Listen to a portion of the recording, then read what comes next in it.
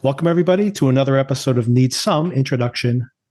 I'm your host, Victor, and on this podcast, we normally are going week to week covering a show, trying to do the heavy lifting, Sona, for our dedicated listeners, finding good stuff to watch on TV. Let's be honest, you do the heavy lifting. I do a lot of research. You know what? This is literally why I started doing this, like some of these basically TV episodes here on the podcast, but it's like, I'm always doing this research for myself. So I'm like, hey, might as well publish it so that other people can follow along. And hey, we can have conversations about it too. And I mentioned on the last introduction, in the last episode, that we have a pretty good batting average. Like you look at the Emmy Awards, we covered almost everything that got an Emmy nomination. So, and win as well. So, we cover most of the stuff that, that's going to matter later on. So we're not always right. But and Alien Earth, for example, had a very disappointing finale, although it had a first half of that season is really good. But I don't know, other than special effects, I'm not sure that series is going to get any kind of awards consideration later on. But you know what? We will try our best here to find things for everybody to watch that you might want to listen to, watch with your friends, maybe have some discussion. And as usual, on these particular episodes, discussing the HBO series Task, I'm joined by my co-host, Sona. Hi. This episode is called All Roads. Sona, where are all these roads leading? To Canada, perhaps? I was trying to fill in that phrase in my head while I was watching. All roads lead to, I think it's someplace bleak, wherever it is. Yeah, I don't think Canada's going to work. Anything you've been watching recently you wanted to shout out on the podcast before we get into the main discussion? Good question. And as always, I wish I had a more interesting answer than just reality TV. It's a good way to decompress. It really is. I saw one battle after another in IMAX. It was incredible. I haven't even heard of that. It's the new Leonardo DiCaprio film. Oh, I have seen commercials for that. I didn't realize that's what it was called. From Paul Thomas Anderson. I've had mixed reaction to Paul Thomas Anderson's films. I think they're always very ambitious, but I don't always connect with them. But this one was, I'll probably have a full review of it in the next episode. This one really worked really well for me. Very interesting, by the way, that there is this caricature, the DiCaprio character plays this extreme left-wing radical who's now underground, like literally a terrorist organization that he's a member of. And then these group of people who are following him, Sean Penn being the main antagonist, is this extremely right-wing totalitarian government that seems to be expressed here. And it's so funny that this movie was written a decade ago and based on a book from the 1980s. And I think in 91 was probably when the book came out, and but about the 1980s. But I think people are going to see this now as if he wrote this like a week ago. And I think some people on the right wing especially are going to think this is very inflammatory. And I'm like, hey, the fact that your policies are aligning with a buffoonish, fictionalized fascist government, hey, that's not the author's problem. The fact that reality is like now aligning with satire, hey, that's not the problem of the author. And like I said, he didn't write this last week. He wrote this years ago. So anyway, very interesting moment for this film to be coming out. But also just that's really not what it's about. It's really like a father-daughter story and emotionally powerful, very funny, and some incredible action sequences. So real thrill ride. And an IMAX, like edge of your seat, the last half hour or so, truly an incredible car chase through the California desert. So that's what I've been watching. But let's get into this episode of Task, All Roads. So now, how did you, reflecting on the last episode, which I know you liked very much, I watched part of it again when my wife finally caught up with it. And any additional thoughts on that, and also how this episode might intersect with that one? Did you like this one better or worse? And how do you think it's building on that one? If I have to rank them, better or worse, I probably liked this one a little bit less than the last episode, but I still enjoyed it quite a bit. And I feel like, we've seen the plot move forward quite a bit as well. So I'm overall satisfied with the way the story is moving. Yeah, same. Same. And also, I think that the audience reaction has been very positive for this episode because I think, as you mentioned, even though a lot of the groundwork emotionally was set last week, this episode obviously moves a lot of plot forward, and but does it, I think, relatively elegantly, moving it forward in with these very logical, not like clunky ways that the story is evolving and pushing all aspects of the story forward. And I guess that's all roads, right? All roads in this story seem to be coming to a final destination. Yes, capital F, capital D, final destination. Like the movie with the I final. think for some of these characters. We'll have to see. It's possible, true. I mean, at least for one this week. So as the episode begins, we are back in daylight here. So it's been a pretty dark for the last few sections as the episodes end. So we do have a moment here of reprieve. Actually, a few moments here of this kind of golden light. Even though this moment is, as we open, we're actually with Tom and the investigation's proceeding. But we do go into another one of these golden light moments, which is, of course, the reflection that Robbie has about his brother later on. Mm-hmm. But here at the beginning of the episode, it's like the hangover afterwards, the perpetual hangover that Tom has at work. And he's driving to work. He's mulling over the conversation he had about there potentially being a mole within his own ranks. He's with Grasso here early on. He brings his task force with him. This is Grasso's home team that he's actually going to meet up with. And they're basically saying, this is who we're looking for. We're looking for Sam. We have a meeting scheduled for tonight. So this is all setting up for what's going to be actually pretty thrilling sequence later in the episode, although the thrilling aspect of it is not the task force involvement at all. Now, here's an interesting moment. So soon thereafter, Tom goes to talk to McGinty, the Martha Plimpton character, and he starts saying, I'm suspicious that there might be a mole in the team. I don't know this team. I've inherited them. And she says, are you sure it's coming from the team? There's lots of possible leaks. And as we mentioned last week, it is possible that this is not necessarily coming from that team. But a couple of things. She says we need to go forward with this anyway, unless you're really confident that there might be a leak here. But then as soon as he walks out the door, she picks up the phone and she says, we might have a problem here. Now, this is obviously the tricky thing you're doing by subjectively showing the audience only something, which is a little bit of a cheat, but obviously it makes her look extremely suspicious. Yes. But we might have a problem here. Could be her talking to her supervisors or saying we might have a leak, right? So there are multiple ways you can read that. And by the way, even in watching this episode, I actually thought early on, all of that might be a red herring, that they're even putting that in there, but we still don't know that there's a leak. But by the end of this episode, there is absolutely a leak because Perry and his other henchmen have the actual phone, Ray's phone, from evidence. So there is absolutely 100% a leak. So do you think it is Martha Plimpton? Martha Plimpton, how can you do us so dirty? Or do you think this is all a red herring at this moment? I felt by the end, my guess is that Martha Plimpton is working with somebody else. I think the leak has two tops, I think. Right. So I felt by the end, it's her with a member of the task force was my guess. What is your guess? I mean, that's a good point. I actually was thinking that it was a little too obvious to be her, but I think you make a good point. Even later on, when Tom is trying to feel out Grasso, going, hey, were you interviewed by anybody? How did you get onto the task force? And he's like, oh, yeah, there was some lady cop who interviewed me. I don't remember her name, but I'm like, that could be that she is talking to Grasso. And that's how, so that the two of them might be working together, possibly. If that's the case, what do you think her agenda is here? Let's see. She's on the way out the door. You think it's just spiteful? She needs a little extra money? Well, I mean, money is a motivator for so many people, for so many awful things. So that's the first place my mind goes. But I feel like she must have a great pension, no? I mean, great pension? A pension, but I mean, yeah. A pension, okay. I mean, I guess there's never enough money in the world. So if I have to put my money on a guess, I will say it's financially motivated, but I don't know. It feels like it should be something more compelling than that. Yeah, it seems a little, I mean, for them to make such a big deal out of this, I'm hoping that what it comes down to is, yeah, I think everything you're saying makes the most logical sense.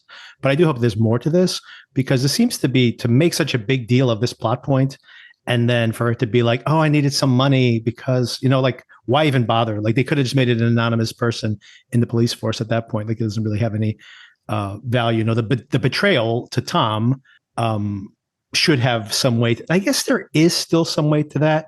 You think about the fact that when Perry early on was mentioning that Tom was the one who was on the case, this is the other thing that made me think that she's definitely involved, by the way. And this might not be subterfuge of some kind, because early on when Perry says, oh yeah, there's this investigator, his name's Tom, whatever. And, but he's not going to be a problem.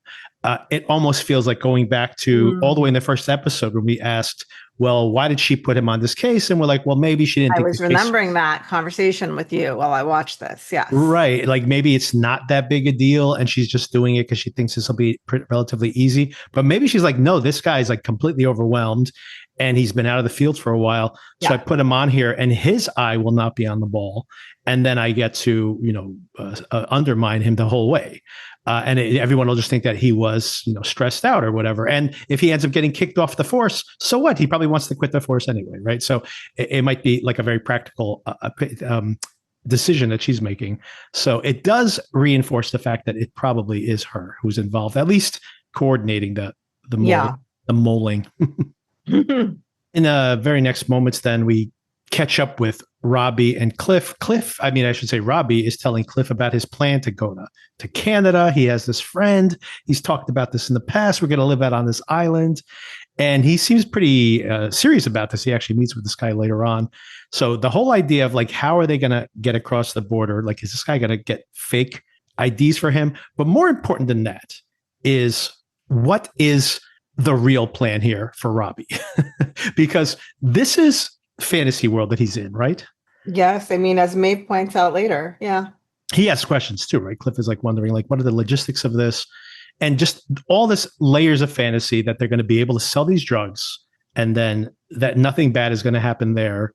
But I really felt bad for his kids here as well. Like there's a moment later on where he tells the daughter, what are you scared about? There's nothing to be scared about, which is a total lie. Like the kids could potentially be in serious danger here as well. I mean, in multiple ways. Yeah, like I said, and I think Maeve has been trying to point out to him when she says it in 1,000 different ways. But what is coming back to me also is the time she says, "What have you done to us?" Right. He has created a situation with no successful endgame. No matter how you plot this out, some paths might be longer, some paths might be shorter, but it doesn't end in a happily ever after, no matter what. All roads lead to a dumpster fire. Pretty much. Meanwhile, Perry has spent the night with Donna. Donna is real old school here. So she has, like last year's barbecue, she has taken pictures. She took them to the photomat or to the CVS. She's printed them out. And I mean, this is probably very much of an age. But I remember like my sister, for example, used to every time we went on a trip every summer or whatever we were doing, any kind of event, she had a new photo album. She put all the pictures in there. But I just found this so hilarious that I'm like, who wouldn't have this like on a photo stream? I guess it's more compelling to have him flipping the pages than be swiping through a Facebook profile or something. But I just found it so hilarious that like, does anyone still do this? Yeah, I felt like I was so into watching the plot development that it didn't strike me about the antiquated way of capturing images, but it is a good point. Yeah, the whole thing was very funny to me. I also like her, like imagining her flipping through the book and being like, oh, yeah, that was such a good time until all those people got shot. It was such a good day. Yes, until the massacre. It was so much fun. Until those 5 people got shot. It was such a great day. Such a wonderful day. Anyways, pretty funny that this is just laying around. Also, I just try to think about the conversation like, hey, I know you keep a lot of those photo albums around. Did you happen to have one for last year's gang barbecue? And she's like, I do, right here. Here you go. Look, as a matter of fact. Right on the binder.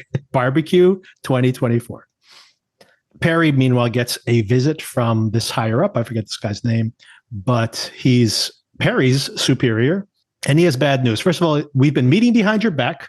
Actually, he was invited, but he's been too busy to, catch up on his emails or whatever it happened to be. And he's kind of shocked to find out they've been meeting. And it's like, well, it doesn't matter whether you were there or not, because we've decided that Jason is a liability and we're getting rid of him on Friday. So now Perry's desperate because we know that Perry has this paternalistic feeling for this Jason character who seems to be like a real wild card, who he is somehow tamed and made into this vital part of the gang. But apparently people in the gang in general, not a big fan of his leadership. And we find out a little bit more about that here. But Perry decides to become Detective Perry here and goes on quite a discovery mission here. First, he goes to visit Shane, who's a welder, I think, or he works at a garage. I'm not sure exactly what he does. But this is where the first little breadcrumb here says that nothing's been right since Billy died. It's as if we're haunted or something by that situation. And he's like, what do you mean? Billy was skimming money. And they're like, nope, that's what they told you. But that's not what happened. He was running around with Aaron. So that's when Perry decides to go visit Jason and punch him in the face. He is pretty frustrated here, right? Like, I'm trying to save your life. Jason does fill him in that they're going to meet with Cliff that night. So there's a chance that if they can discover or unravel this whole thing and bring a suspect, I guess Jason obviously knows that he's in danger here, but Perry hopes that he obviously can't warn Jason, and not at this moment anyway, but maybe he will in the very last hour if that's the case. But I think Perry's thinking that if they can solve this, that Jason might still have a way out of it. In the final moments here, it's also kind of sad that Jason mentions to him, look, Aaron was going to leave with the kids, and I couldn't have that happen. So Perry's like, I know, but you still should have told me. You've been lying to me this whole time. What do you think about Perry and Jason and their relationship here? And how do you feel about these characters? Do you buy this relationship? I do buy it. Do you not? I do. I just think it's a little contrived to have like one more father and son type relationship here. But I do buy it in general. Yeah. I mean, I understand, just like people can be frustrated with younger coworkers in general, much less something more paternalistic here. I mean, there's a difference between feeling like killing your coworker and actually killing your coworker. These millennials today, their work ethic. I feel like taking it out of the actual story, there's something very charismatic about the actor that plays Perry. Yeah. So I am enjoying watching him, I think, with all the characters. So I don't find Jason nearly as compelling. And I don't think I'm supposed to. We haven't seen much from him. But I think, right now, Perry's kind of holding up that relationship and its believability.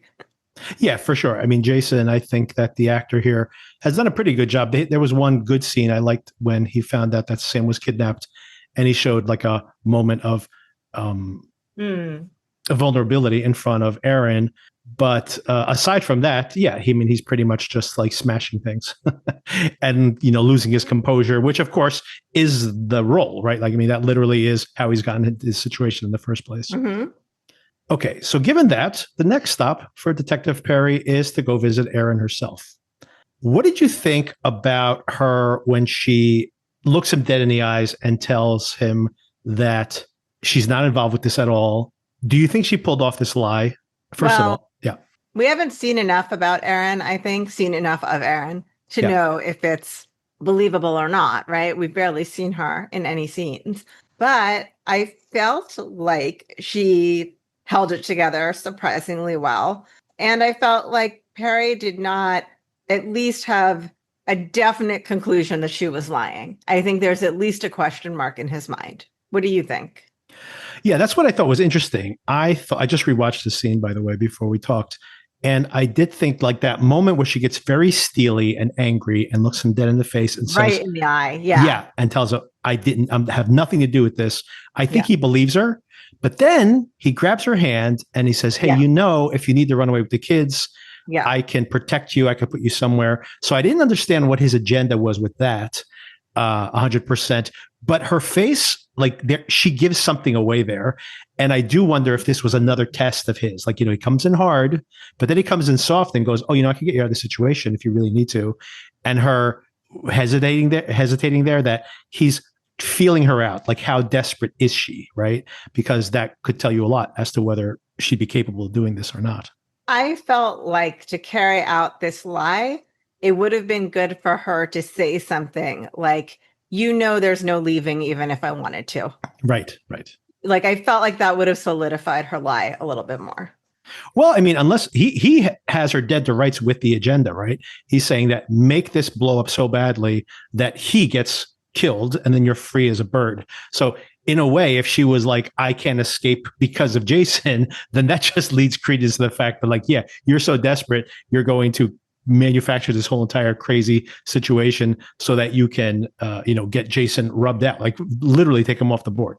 I guess, but to me, I felt like it would be saying she understands that for her own health and safety to continue being around, she can't mess with anything that's going on. And so she wouldn't have. Yeah, that's true.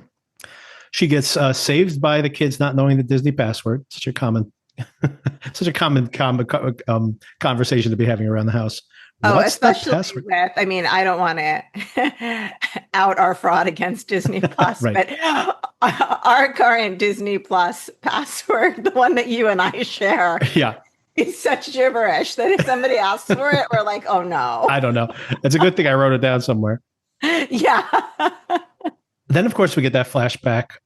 We meet Billy. I think this is probably the only time. Maybe not. Maybe we'll have another flashback. Yeah. But this actor, Jack Kesey, I'm just calling out the actor here because I'm not sure we'll see him again. And of course, we have better times at the swimming hole, this magical swimming hole that they keep returning to multiple times here over the course of this season of the show.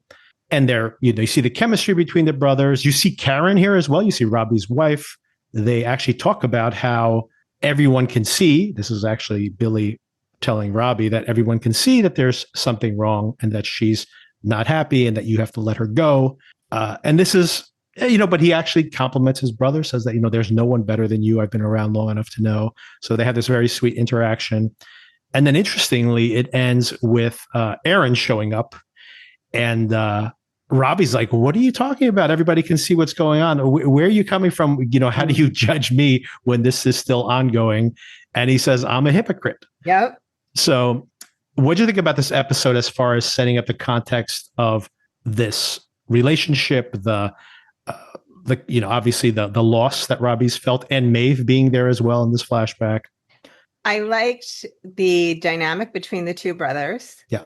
I think you saw how bonded they are to each other and, the way they got along and the way they talked with each other and understood each other. And I liked that they showed all of that. I liked Billy's self-awareness that he's being a hypocrite. Yeah. And I liked the idea of, when you see those flashbacks in the almost golden hour type of light of this was before it all went to crap. Exactly. I like that contrast. Yeah. And then we have this smashing almost this him waking up. And as you mentioned, it is during the daylight, but we don't have that golden halo around everything. Yeah. It's just kind of more bluish, if anything. And we see that it's almost like that's the fantasy of the past. So it may be an actual moment of the past, but it's a fantasy version of it. And then this reality where Cliff is completely haunted, just as sitting in the water, deep in thought and probably terrified of what's to come next.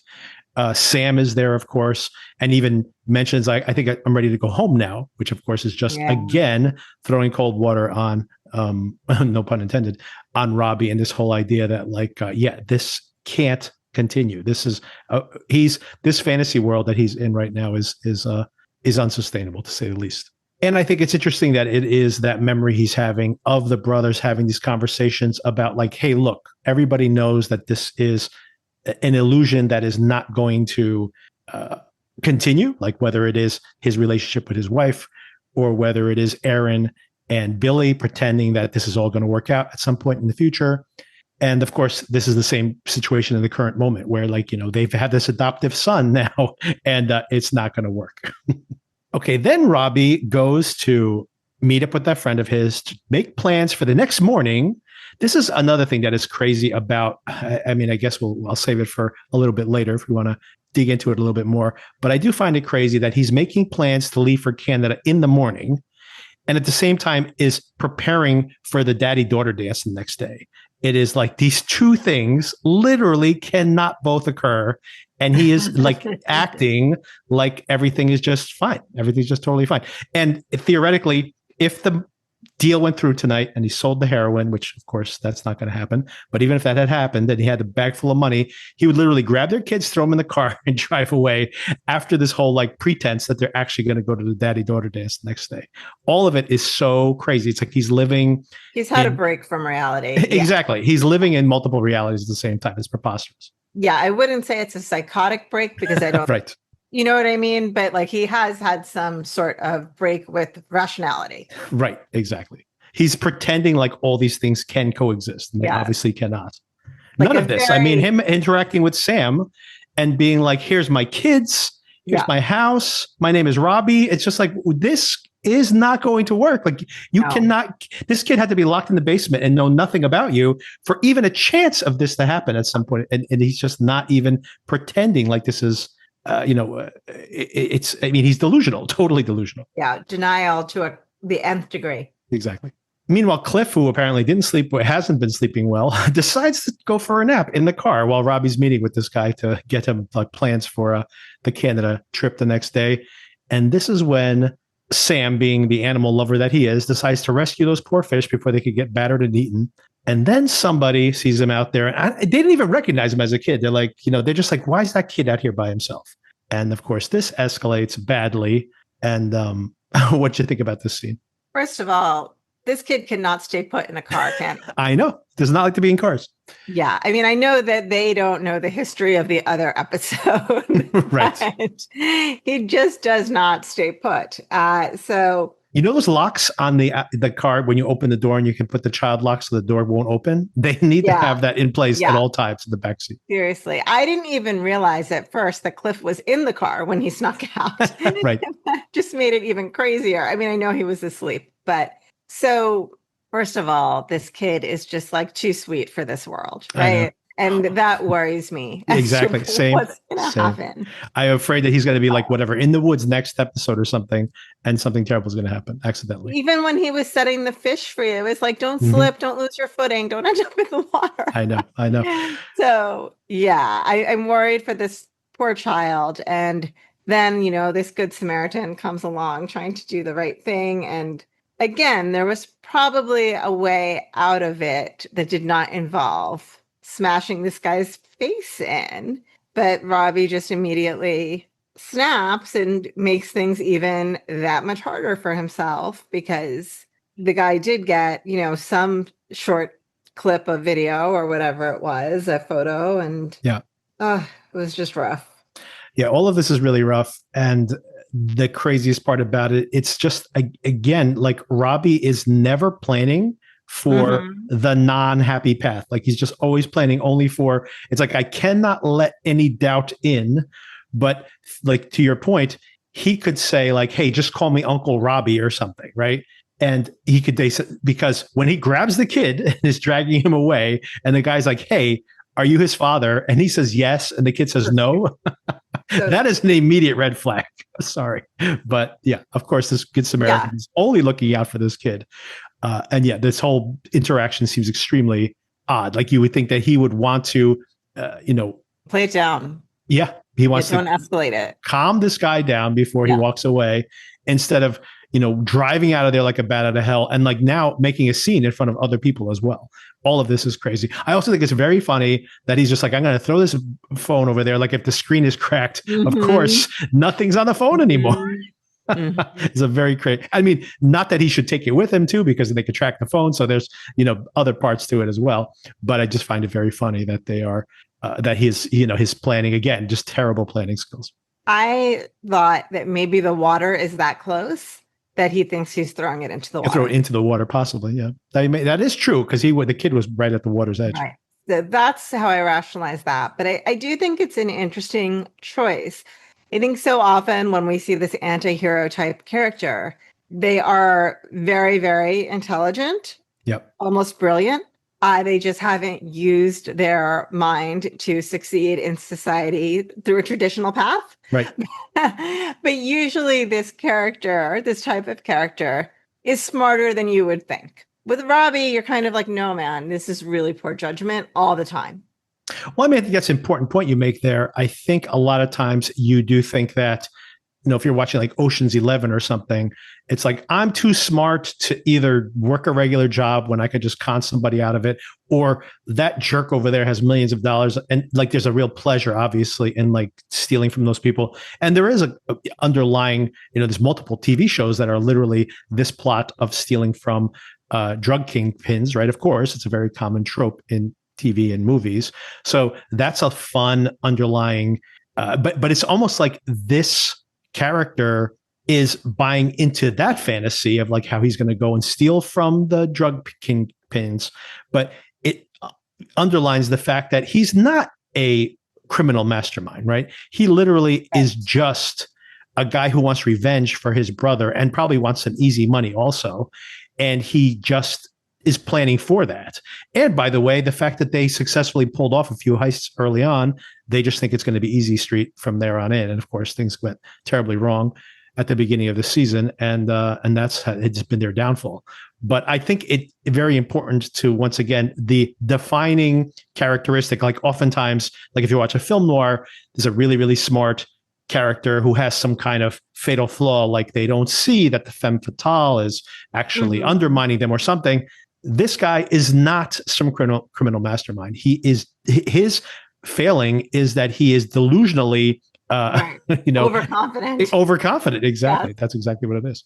Or maybe he's just in such dire straits, he wants to believe this is going to work out. I guess.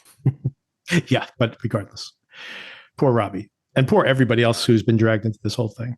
Poor Cliff. Oof, Cliff. Okay, when Robbie gets home, he talks to Maeve after this whole disaster of the day he's had. And as if he has not already had some kind of acceptance to the disaster that this is all becoming, she immediately says, what are you talking about? We're going to go to Canada. We're going to live on this island. How are the kids going to go to school? How am I going to have friends? How are your kids going to have friends? Where are we going to buy groceries? Where will we go to the doctor when your kids get sick? Like, what is your plan? This does not make any sense. The fantasy of like living off the land does not make sense. Your kids are going to, get injured and die of like an infection. Like, you are not thinking about the reality of the situation at all. Yeah, I mean, I think a better plan would still be logistically very challenging, but we're going to disappear into South America or something like that. Right. Perhaps. Like a island in Canada. Yeah.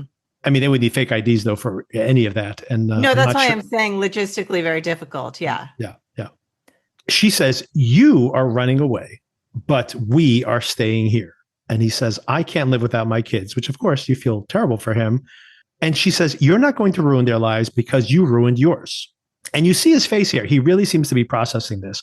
So do you think in this moment, and also when you think about the sweet interactions he had with his daughter, do you think that he at least is finally accepting the fact that this is not, like, he cannot bring his kids with him, right? I do think so, yes. And then we have that moment where he dances with his daughter to Roxy music. And the whole spell gets broken. It's very sweet, by the way. I've done a daddy-daughter dance with my daughter just this year. So this is very reminiscent of that for me, for sure. But of course, the spell is broken as soon as he mentions the missing mother, of course. Mm-hmm. And it's extra sad because she says, Dad, I put the money back in your wallet. I knew you didn't really want to go. Yeah. And he said, well, I guess we better make the best of this one. And meanwhile, Maeve is watching. Maeve had given an ultimatum, by the way, saying that he needs to turn in Sam by the morning or she will. Mm-hmm. Do you think she's going to follow through with that? Or do you think that he's just going to disappear and leave everybody behind? I don't think she would follow through with it regardless. Yeah. I think, she had her half-hearted attempt at doing it already. And then, of course, because that kid can't just stay put, didn't work out. He got back in the car in that instance. But I think, as I've said, She knows this is going nowhere good, but this is still her family and she loves them. And I don't think she would. I don't think she would do it in a straightforward way if she was going to do anything. Maybe she would somehow dump him in the middle of someplace again. She would try. I don't know. Yeah, I actually think that maybe we're agreeing, but I actually think that that is possibly what she would do. Not necessarily she would just call up and say, arrest Robbie, but she would force the topic and return Sam in some way, like just literally leave him outside the police department and say, yeah, your parents are inside. They're meeting you in there. Just go inside and then drive away or something. And leave it at that. Or like you said, just she could do the same thing again and leave him back in a public place. Someone will see him on camera, but not without immediately implicating her family, although eventually it would come back. But then at least give Robbie a chance. Like she'll basically force Robbie to be like, you need to leave now because they will be here within a couple hours and you need to get out of here immediately. So I do think that something like that would happen. I'm not sure she would actually call the cops and say, come arrest my uncle. Right. Meanwhile, in the world of Emily, of course, following up on that terrible conversation she overheard last week, she is meeting with her student counselor. And it's a really interesting conversation she has about how she feels grateful. She doesn't want to feel ungrateful for the fact that she was adopted and she had all these opportunities. And I find this is a really interesting dynamic, which I think we've all had at some point in our lives, where you feel like you've been given something that you think you should feel good about. And then you don't want to sound like you're ungrateful because you do know that you're lucky that this opportunity came your way. But then it hasn't been all it's cracked up to be. And in this particular case, no more extreme circumstance than this one, right? I mean, her brother might have always been a problem wherever they had ended up with, or maybe he never would have been adopted because of his behavioral issues. So it's one of those really weird catch-22s where she can't necessarily say that it wasn't good for her the way things turned out. But then it's very hard to say that it's good given how badly things turned out. So it's very complicated. And I did feel a lot of empathy for her here. Definitely. And I think the therapist was trying to help her understand that, yes, this was a wonderful thing that this family adopted you, but it doesn't mean that you've waived your right to complain about anything ever or express any dissatisfaction or unhappiness ever just because they did this one amazing thing of adopting you.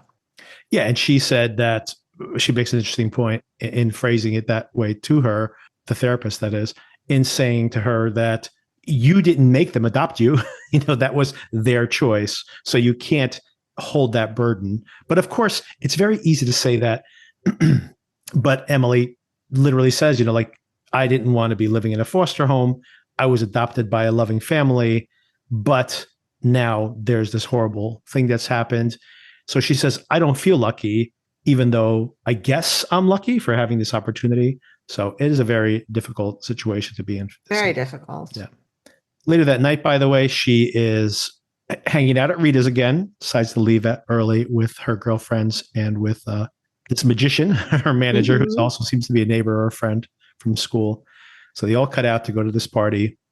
And this, of course, is all happening as Tom is very busy that night. He has to go out with his task force. Before they go out, Tom is trying to feel out the team to see who might be a mole. We kind of touched on it earlier. Maybe Grasso with this conversation point that, oh yeah, someone interviewed me. Maybe that was McGinty, that and maybe that's how she's connected to him. And so definitely a possibility that he might be the mole.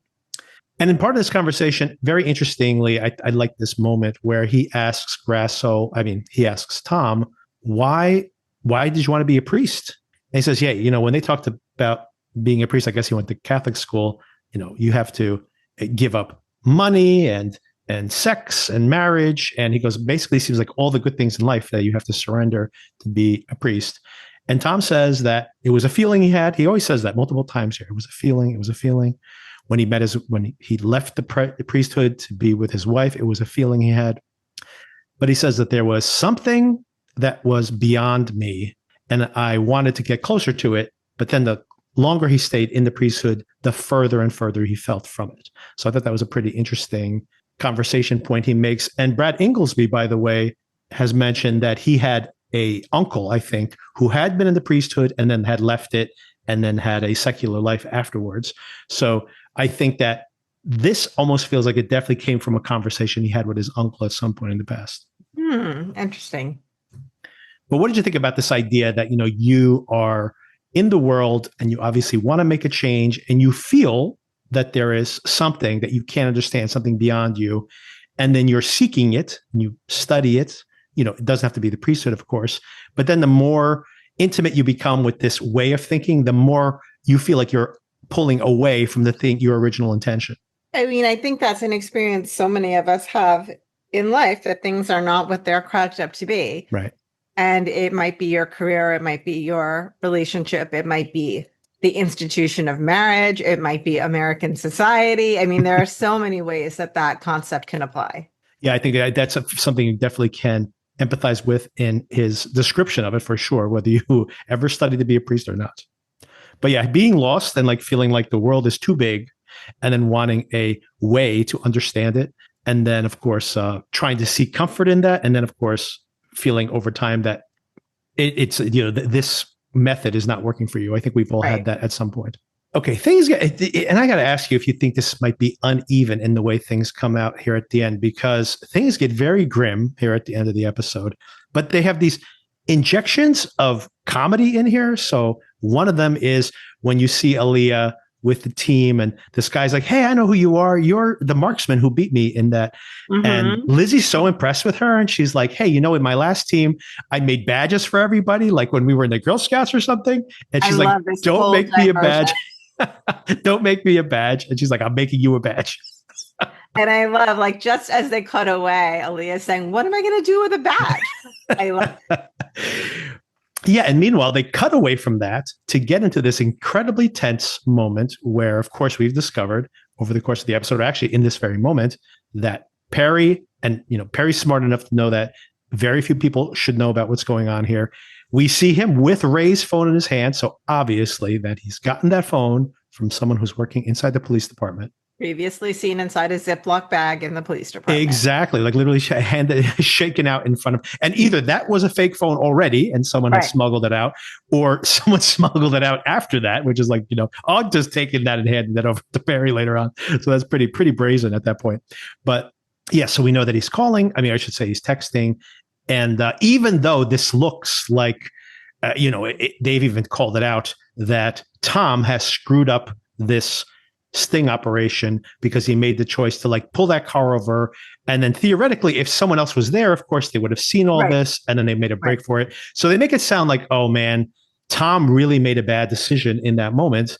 But it turns out that is a total moot point because the Perry with Ray's phone had already moved the rendezvous to another location. So, I mean, interesting as well that, if the rendezvous had changed and Ray was saying that this is how they knew that it was Ray messaging them, they should have, Robbie and Cliff, that is, should have immediately been suspicious about any kind of change of plans at that late in the game. But they don't. I guess they just hopefully want to get rid of these drugs. Right. And again, the drugs are still out in the wind because he told Cliff to make sure, feel it out whether this was real or not. He only gives him a little bit of drugs. So theoretically, the guy is a smart thing that Robbie did in this particular situation. Exactly. Good point. That he could basically say, yeah, test it, check that it's real. And it's like, and we have more. So, and it's pure. So, give him a little bit to test. But of course, then when they actually run him off the road, Perry and company, they find that there's only a small amount there. So Robbie still has this giant loot of fentanyl, which I assume is going to play in some way towards the end of the season. Like, why keep it still in play at this point if it's not going to matter? Good point. And of course, Cliff gets run off the road. Robbie arrives, but at this point, the car chase has already occurred, and there's a lot of egg on Tom's face and the task force in general. They head out for the night. They figured, well, if anybody was around, they've seen this, and our cover's blown. And meanwhile, Cliff, of course, ends up getting questioned by Jason and Perry. Jason, after beating the hell out of this guy already, starts to say, look, I can make this fast if you just cooperate with us. He spits in his face. He's trying to, this is like anyone who's seen True Romance. It's like the protect your friend by getting your questioner angry enough to kill you quickly before they can torture you any further. And this is Grizzly, wrapping up his head in saran wrap to suffocate him. And that's it. Cliff dies protecting Robbie. And that's the end of Cliff. Poor Cliff.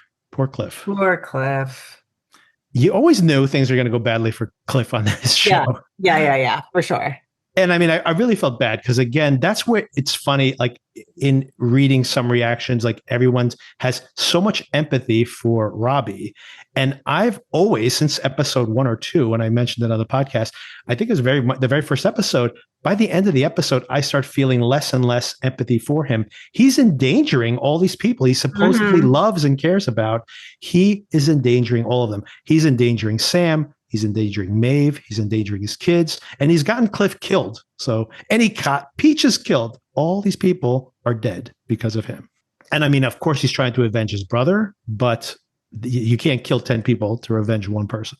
And then here's the unevenness, I think, about the tone here, right? Because then we go to another comedic moment. We see that last week we were like, well, Grazzo and Lizzie are not going to hook up. And then, well, they didn't quite hook up, but they did kind of, I mean, they made out and stuff. So they know they're interested in each other, which is complicated enough at work.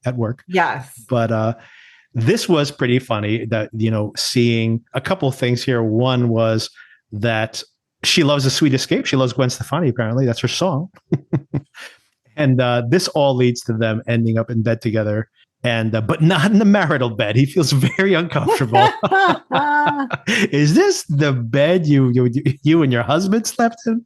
I don't know. Can we do it? But you know what, though? I got to tell you, when he says to her that he's still on board, just not here, like get in the car or something. You can, like do it in the driveway. You can find a place. You don't have to go to sleep immediately after all that. Yeah, it seemed weird that she was rejecting the idea of doing it any place except the bed. Right. Exactly. I mean, go to his place, or like I said, just hop in the car. Yeah. Go.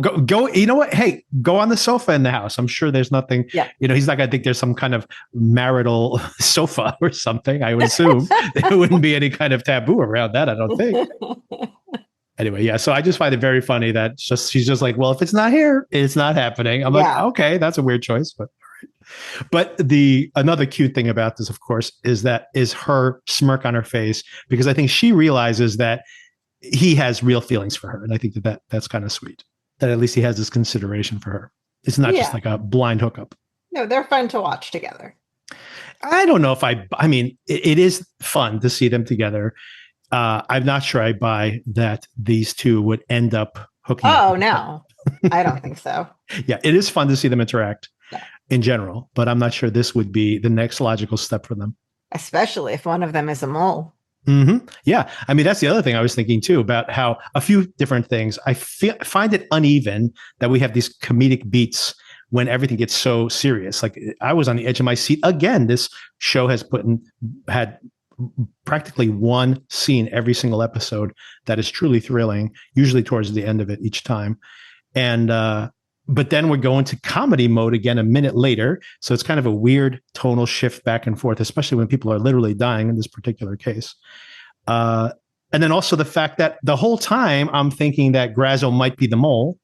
And now I'm like seeing them hook up with each other. So I'm not sure I was supposed to be thinking about that during this, supposedly a light scene of the show. So it was a little weird, little awkward. The pacing here at the end, or just the tone shifts. I mean, I don't feel like there was a way to avoid thinking about that, because Janina was kind of like, oh, this is even messier if one of them is a turncoat. Absolutely, for sure. And then we get towards the very end of the episode. Another very interesting scene. Emily comes home. A little more comedy here when she starts throwing up, and she was drinking whatever that red drink was all night. Vodka cherry ice. Yeah. And he's like, oh my God, are you bleeding? And the dad comes downstairs. And then I thought that interaction is very interesting. Not only does he obviously want this kid out, but the kid is actually very concerned for her, which was kind of sweet. But then also that rather than chewing her out, your teenage daughter coming home wasted like this, But he's a drunk and she's literally carried him to his bed. So he's just like, I'll clean up after you. You've done it for me many times before. And, it starts off with kind of an interesting dynamic between the two of them. But this is also when she just blurts out that, look, I heard the conversation. And, after again, using that mocking tone of, oh, I'm so grateful. I'm so grateful. So this is very difficult. Of course, he doesn't even know what she's talking about at that moment. He's like, well, where's that coming from? Clearly just spitting it out that I heard what you guys said. I'm sorry I ruined your perfect life. And of course, he says, oh, please don't say that, Emily, but doesn't really have anything else to say. Of course, he said these words that he can't forgive the brother. And he doesn't have an easy answer for any of this. And then Sarah is looking on as well. What do you think Sarah's thinking here? What do you think he's thinking at this moment? I think I'm happy she said these things out loud, first of all. And I think he is just grappling with this whole very messy situation because I think he does love all of his children very much, even Ethan. And he's, a man who's really struggling. And I think, it's just adding another dimension to his struggle, I guess. And that is rough for him because he already had more than enough on his plate. But I think that dimension was always there, but it hadn't been said out loud. And now that's unavoidable that he has to face that as well. The older daughter, I'm very ambivalent about her because I understand her point of view. I understand why she feels the way she feels. It also feels like maybe there would be a more productive approach than the one she's taking. There's that conversation that Emily has with her counselor earlier on where she talks about the dynamic. And of course, this is her opinion of it, but I think the show is definitely trying to give us some context for where Sarah's coming from. And I do think it's interesting that, and I think kids do have this, they take ownership of their parents, right? Or you as parents, of course, we do it to our kids as well.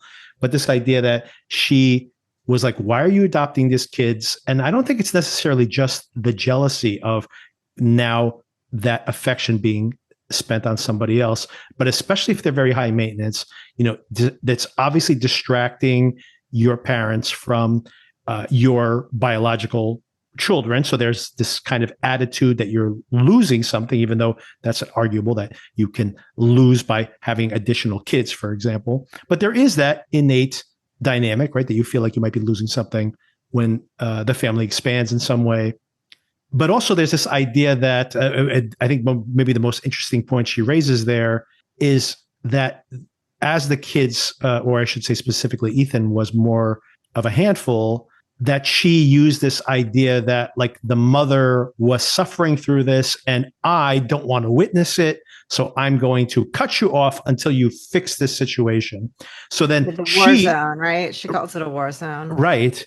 So then she's like no longer willing to even interact with the parents. So that's a new discovery here in this relationship, that they didn't even have a good relationship. Sarah had not been in touch with the family until this tragedy happened. And now, of course, Sarah is dealing with that as well, that she's the one who cut the family off when this was occurring. And now she never can make those amends. And I do like, it's interesting when the counselor actually mentions, because I think this is something else that happens in families. You always assume it's okay if like me and my parents are on the outs for something, because the assumption is that they're just going to be there forever. So at some point we'll patch it up. And then of course, it doesn't necessarily have to be something tragic like this. It could just be your parents are old and then they die and then you never patch things up and then you have to deal with that. So I think that part of Sarah's behavior and looking to blame somebody else is because she does feel responsible, not for what happened to her mom, but just the fact that she was alienated from her mom and that was her choice, right? Yeah. And I mean, to your point of how she's kind of unlikable, she literally to her dad is doubling down on that. She's not saying that I was in the wrong to draw that hard line. She's telling her dad that, it happened to mom. Now I don't want it to happen to you. Yeah. So she's again drawing the exact same line. And that didn't work out last time, but she's trying to double down. Well, she's saying not only am I drawing this line, you have to do it too. Right. Exactly. So so all of this, I think maybe that indicates that she sees that this is, like that Emily's just an innocent bystander who's suffering through this as well. So I hope that it shows that she has some empathy for her sister here.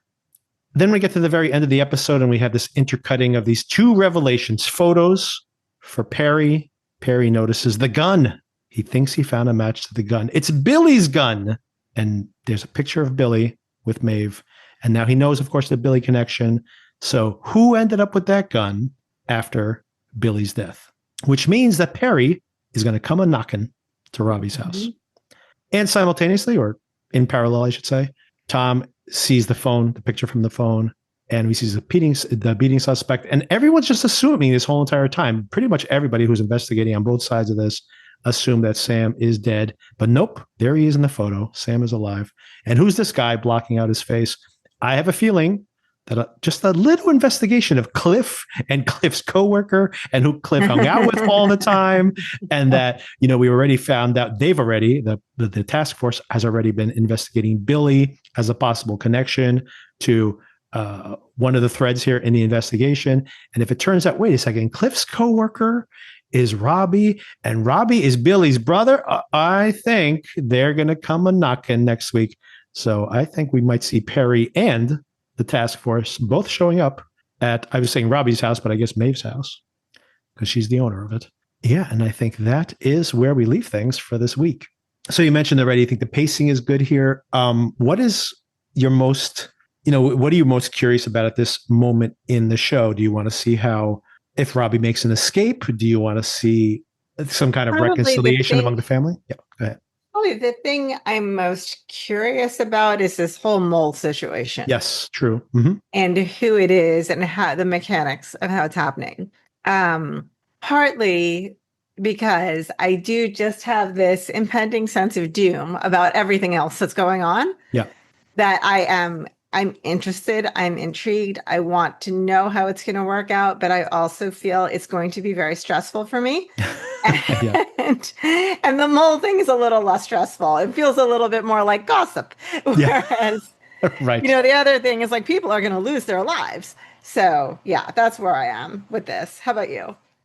Yeah, I mean, I'm intrigued by all of it. And I like being this late in the season and really not knowing how the pieces are going to fit together. But like you said, I mean, that's my biggest concern. I am dreading that one of the characters, which is most of the characters here on the show, that we have some deep empathy for are going to die. Mm-hmm. And Cliff was only the first of them. So I do feel, I do worry. I do worry that Robbie tries so hard to quote unquote save his family that he gets most of them killed. That's my concern, and poor Sam. I mean, I really feel like Sam is like set up as a sacrificial lamb here. I do not want that to happen either. But it all remains to be seen. And we only have 3 more episodes to go. I think next week is going to be a very eventful episode.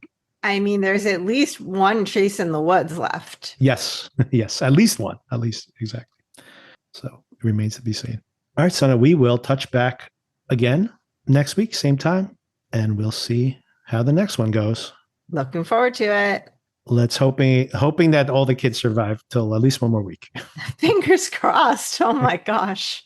Do you think he's going to make it to the daddy-daughter dance? No, that's not happening. No, I mean, that daughter really did him a favor by not buying the tickets. That's true. She knew they were headed to Canada one way or the other. All right, Sona, thanks again for the conversation. Thank you. Talk to you soon. Talk to you soon. Bye. Bye.